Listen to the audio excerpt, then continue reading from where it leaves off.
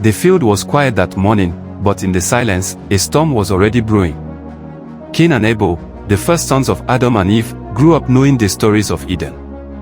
Their parents often told them about the beautiful garden they had lost, the place where God walked with them in the cool of the day. They were raised outside the gates, where life was harder.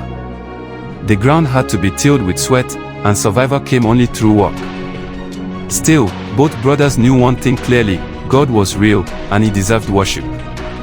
Cain, the elder brother, was a man of the soil. He spent his days digging into the earth, planting seeds, and watching his crops grow tall. He was proud of his harvest, the fruits, the grains, and the vegetables that came from his labor. Abel, on the other hand, was a shepherd. He cared for flocks of sheep and goats, leading them to pasture and water.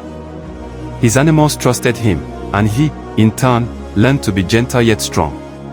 When the time came for them to bring offerings to the Lord, both prepared with care. Cain gathered the best of his crops, fruits from the ground he had worked so hard to tame. Abel, however, chose the firstborn of his flock, the finest lambs, and brought them with their fat portions as a sacrifice. The fire of heaven fell on Abel's offering. It was accepted. The smoke rose as a sweet aroma before the Lord. But Cain's offering was left untouched. The silence of rejection hung heavy over him. Cain's heart burned. Why him? Why not me? He thought. Jealousy took root. His face grew dark, and bitterness filled his chest like a heavy stone. Then God spoke directly to Cain, his voice calm but firm. Why are you angry? Why is your face downcast? If you do what is right, will you not be accepted? But if you refuse, sin is crouching at your door. It desires to have you, but you must rule over it. The warning was clear, but Cain did not listen. The jealousy inside him whispered louder than God's words. One day, Cain said to Abel, "Come with me to the field." Abel followed, unaware of the storm within his brother's heart.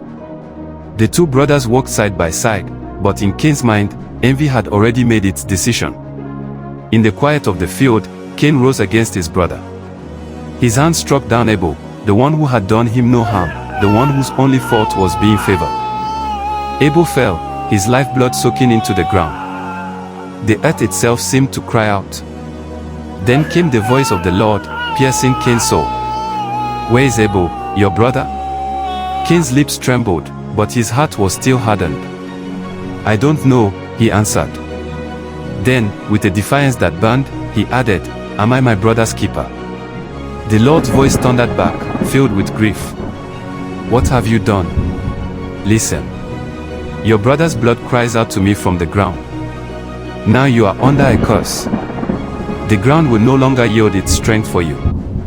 A restless wanderer you will be on the earth." Terror gripped Cain. "My punishment is too much to bear.